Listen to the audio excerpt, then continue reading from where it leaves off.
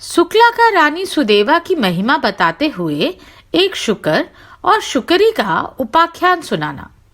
शुकरी द्वारा अपने पति के पूर्व जन्म का वर्णन।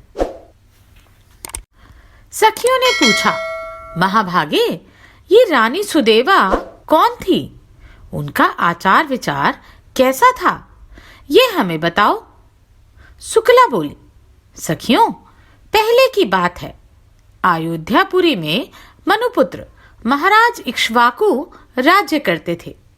वे धर्म के तत्वज्ञ, परम सौभाग्यशाली, सब धर्मों के अनुष्ठान में रत, सर्वज्ञ और देवता तथा ब्राह्मणों के पुजारी थे।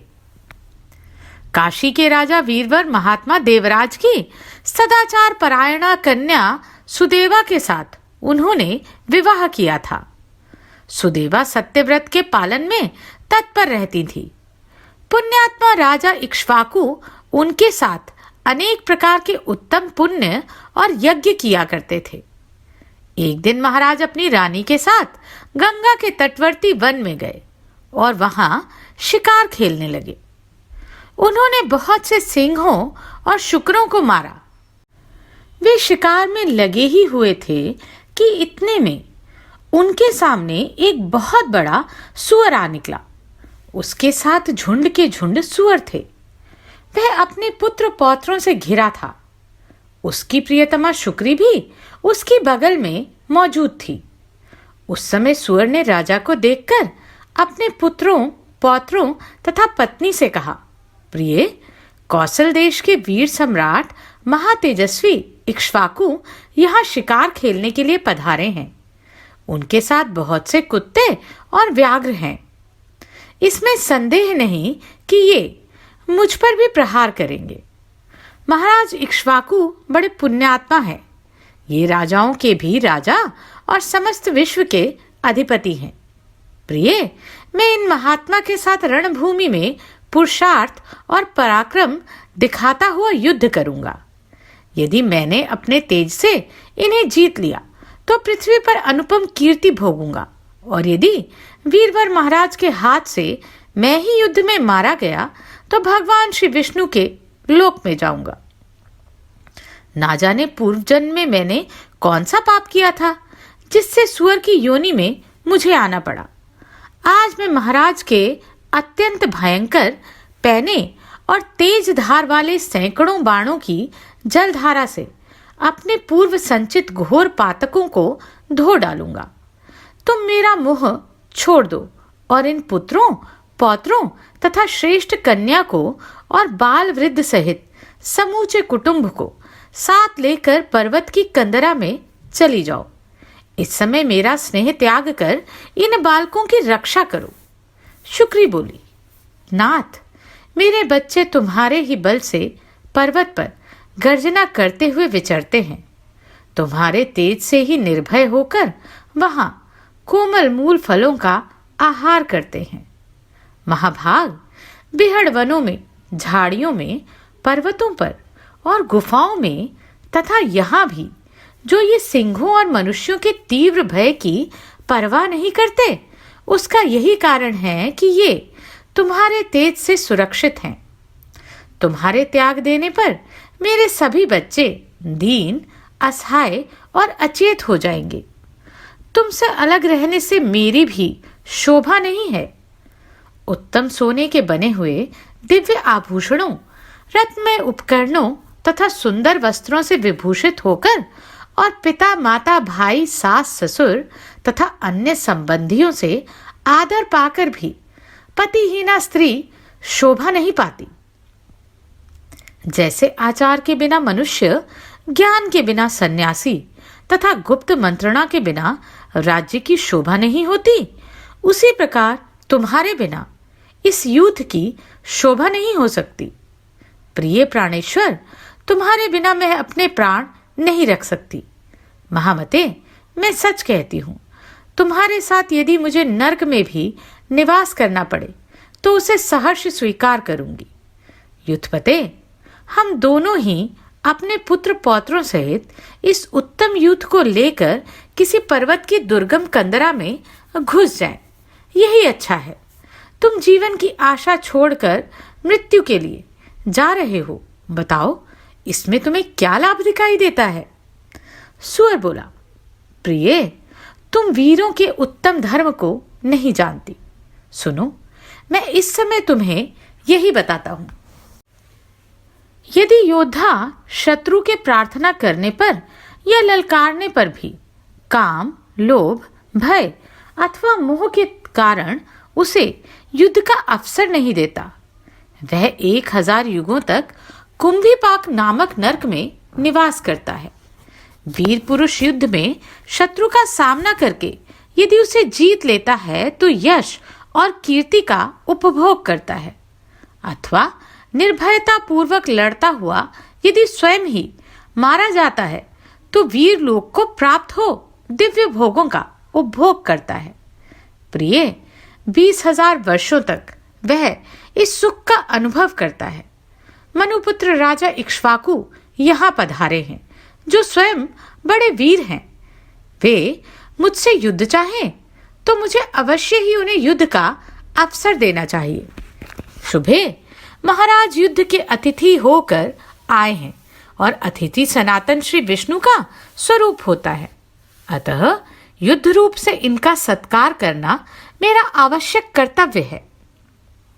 शुक्री बोली, प्राणनाथ, यदि आप महात्मा राजा को युद्ध का अवसर प्रदान करेंगे तो मैं भी आपके साथ रहकर आपका पराक्रम देखूंगी। यूं कहकर शुक्री ने तुरंत अपने प्यारे पुत्रों को बुलाया और कहा, बच्चों, मेरी बात सुनो। युद्ध भूमि में सनातन विष्णु रूप अतिथि पधारे हैं। उनके सत्कार के लिए मेरे स्वामी जाएंगे। इनके साथ मुझे भी वहां जाना चाहिए।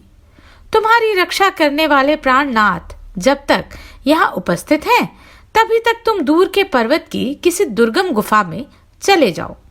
पुत्रों, मनुपुत्र इक्ष्वाकु बड़े बलवान और दुर्दमनीय राजा हैं। ये हम लोगों के लिए काल स्वरूप हैं, सबका संहार कर डालेंगे, अतः तुम दूर भाग जाओ।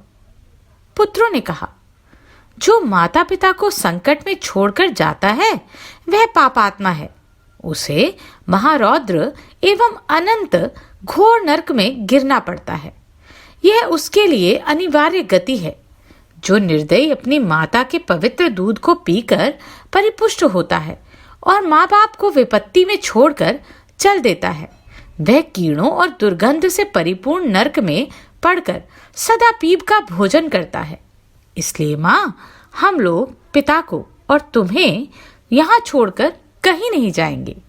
ऐसा निश्चय करके समस्त शुक्र मोर्चा बांधकर खड़े हो गए। वे सभी बल और तेज से संपन्न थे। उधर अयोध्या के वीर महाराज मनु कुमार इक्ष्वाकु अपनी सुंदरी भार्या तथा चतुरंगिनी सेना के साथ आखेट के लिए चले। उनके आगे आगे व्याध, कुत्ते और तेज चलने वाले वीर योद्धा थे। वे लोग उस स्थान के समीप पहुंचे जहां बलवान शुक्र अपनी पत्नी के साथ मौजूद था। छोटे बड़े बहुत से सुअर सब ओर से उनकी रक्षा कर रहे थे।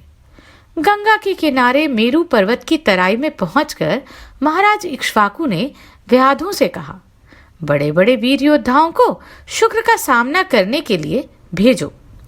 इस प्रकार महाराज की आज्ञा से भेजे हुए बलवान, तेजस्वी तथा पराक्रमी योद्धा हांका डालते हुए दौड़े और वायु के समान वेग से चलकर तत्काल शुक्र के पास जा पहुंचे।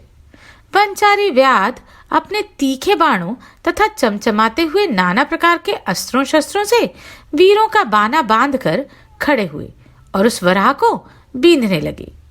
यह देख वह युद्धपति वराह अपने सैकड़ों पुत्र, पौत्रों और बांधवों के साथ युद्ध के मैदान में आ धमका और शत्रुओं पर टूट पड़ा। वह बड़े वेग से उनका संहार करने लगा। व्याध अपनी पैनी दाढ़ों से घायल होकर समर भूमि में गिरने लगे। तदनंतर शुक्रों और व्याधों में भयानक संग्राम आरंभ हुआ। वे क्रोध से लाल आंखें किए एक दूसरे को मारने लगे। व्याधों ने बहुतेरे शुक्रों को और शुक्रों ने अनेक व्याधों को मार गिराया। वहां की जमीन खून से रंग गई। कितने ही सुअर मर खप गए, कितने घायल हुए और कितने ही भाग भाग कर बिहड़ स्थानों, झाड़ियों, कंदराओं और अपनी अपनी मांदों में जा घुसे। यही दशा व्याधों की भी हुई।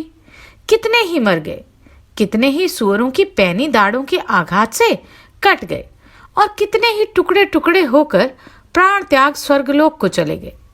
केवल वह बलाभिमानी वराह अपनी पत्नी तथा 5-7 पुत्र पौत्रों के साथ युद्ध की इच्छा से मैदान में डटा रहा। उस समय शुक्री ने उससे कहा, नाथ, मुझे और इन बालकों को साथ लेकर अब यहां से चले चलो। शुक्र ने कहा, महाभागे, 2 सिंहों के बीच में सुअर पानी पी सकता है, किंतु 2 सुअरों के बीच में सिंह नहीं पी सकता। सुअर जाति में ऐसा उत्तम बल देखा जाता है। यदि मैं संग्राम में पीठ दिखाकर चला जाऊं तो उस बल का नाश ही करूंगा। मेरी जाति की प्रसिद्धि ही नष्ट हो जाएगी। मुझे परम कल्याणदायक धर्म का ज्ञान है। जो योद्धा काम, लोभ तथा भय से युद्ध तीर्थ का त्याग करके भाग जाता है, वह निस्संदेह पापी है। जो तीखे शस्त्रों का व्यूह देखकर प्रसन्न होता है और रण सिंधु में गोता लगाकर तीर्थ के पार पहुंच जाता है, वह अपने आगे की 100 पीढ़ियों का उद्धार कर देता है और अंत में विष्णु धाम को जाता है। जो अस्त्र शस्त्रों से सुसज्जित योद्धा को सामने आते देख प्रसन्नता पूर्वक उसकी ओर बढ़ता है, उसके पुण्य फल का वर्णन सुनो। उसे पग पग पर गंगा स्नान का महान फल प्राप्त होता है।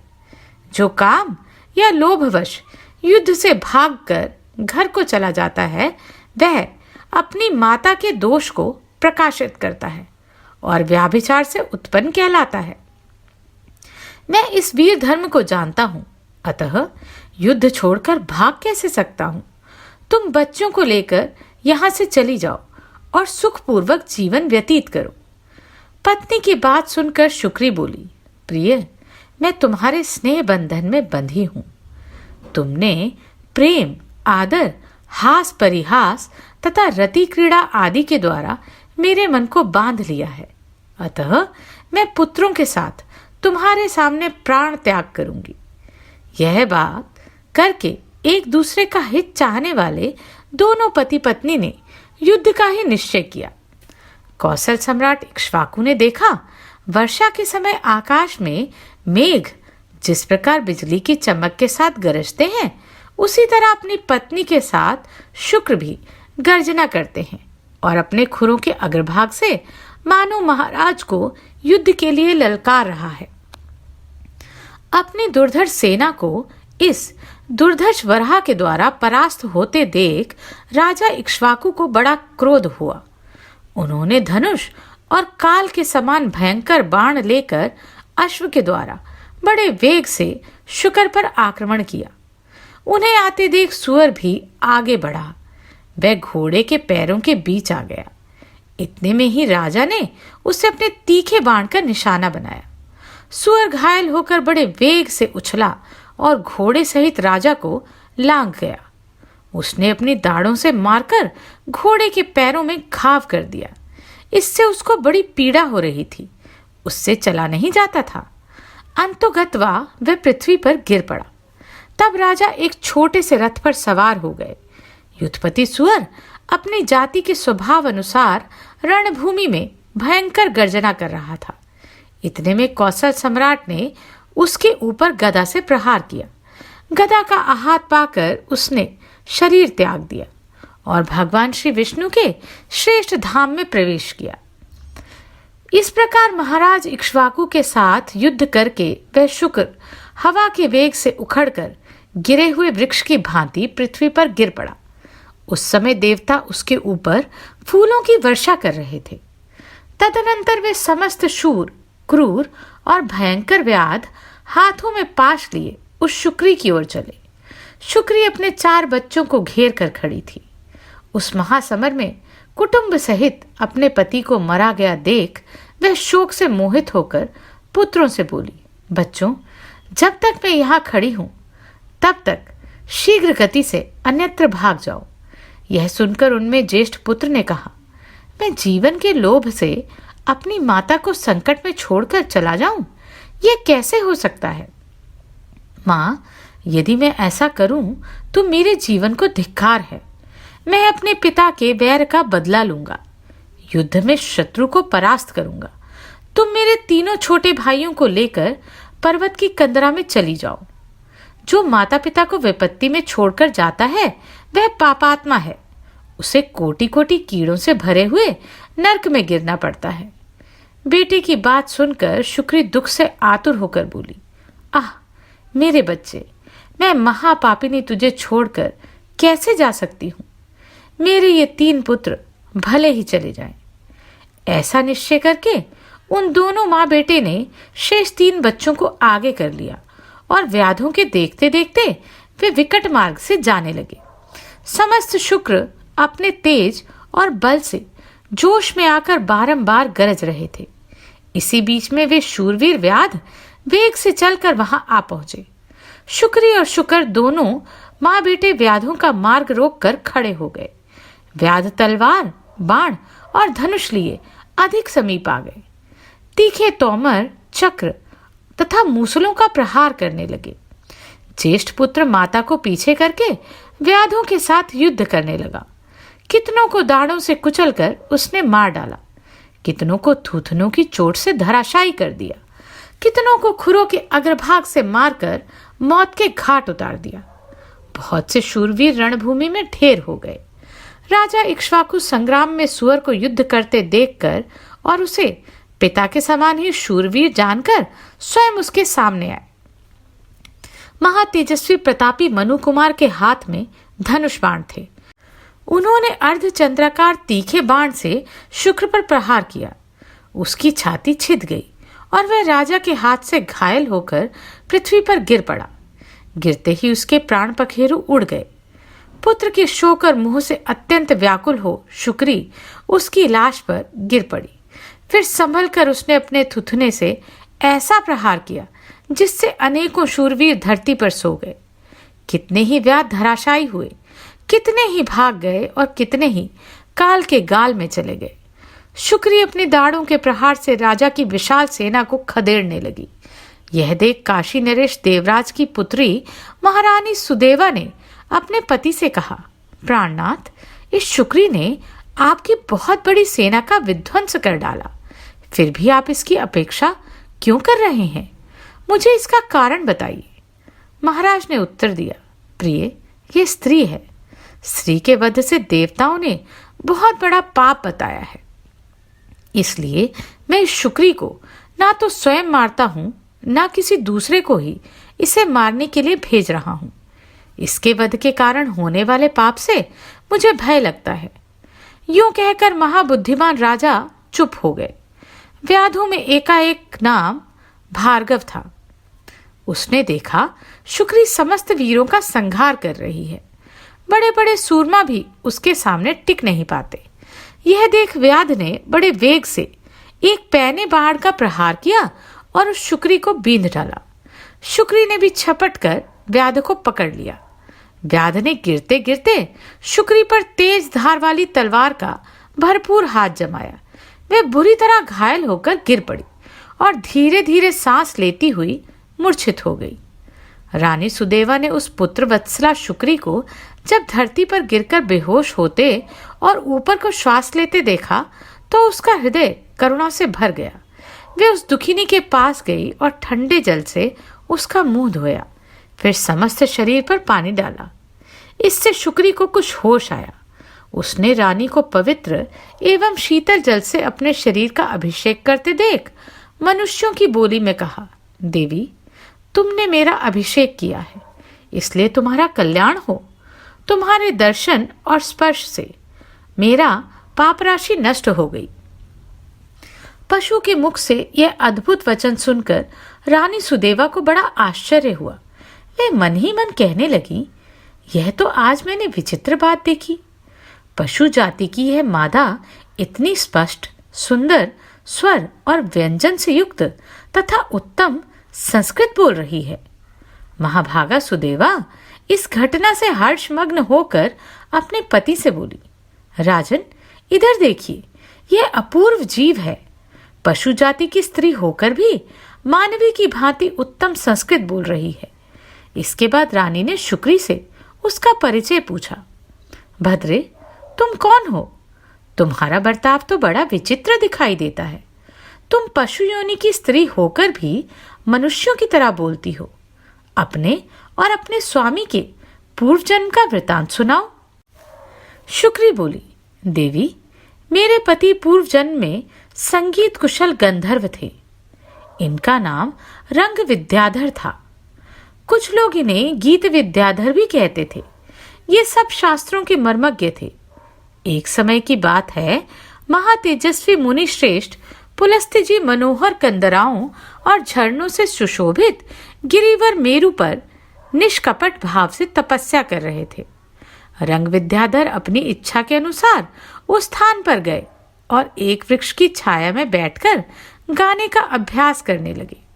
उनका मधुर संगीत सुनकर मुनि का चित्त ध्यान से विचलित हो गया। वे गायक के पास जाकर बोले, विद्वन, तुम्हारे गीत के उत्तम स्वर, ताल, लय और मूर्छना युक्त भाव से मेरा मन ध्यान से विचलित हो गया। जब मन निश्चल होता है तभी समस्त विद्याएं प्राणियों को सिद्ध प्रदान करती हैं। मन एकाग्र होने पर ही तप और मंत्रों की सिद्धि होती है। इंद्रियों का यह महान समुदाय अधम और चंचल है। यह मन को ध्यान से हटाकर सदा विषयों की ओर ले जाता है। इसलिए जहाँ शब्द, रूप तथा युवती स्त्री का अभाव होता है, वहीं मुनि लोग अपने तप की सिद्धि के लिए जाया करते हैं। तुम्हारे इस संगीत से मेरे ध्यान में बाधा पड़ती है। अतः मेरा अनुरोध है, तुम इस स्थान को छोड़कर कहीं अन्यत्र चले जाओ, अन्यथा मुझे ही यह स्थान छोड़कर दूसरी जगह जाना पड़ेगा। गीत विद्याधर ने कहा, महामते, जिस महात्मा ने इंद्रियों के समुदाय तथा उसके बल को जीत लिया है, उसी को तपस्वी, योगी, धीर और साधक कहते हैं। आप जीतेंद्रिय नहीं हैं, इसलिए तेज से हीन हैं। ब्राह्मण, यह वन सबके लिए साधारण है। इस पर सबका समान अधिकार है। इसमें कोई ननुनच नहीं हो सकता।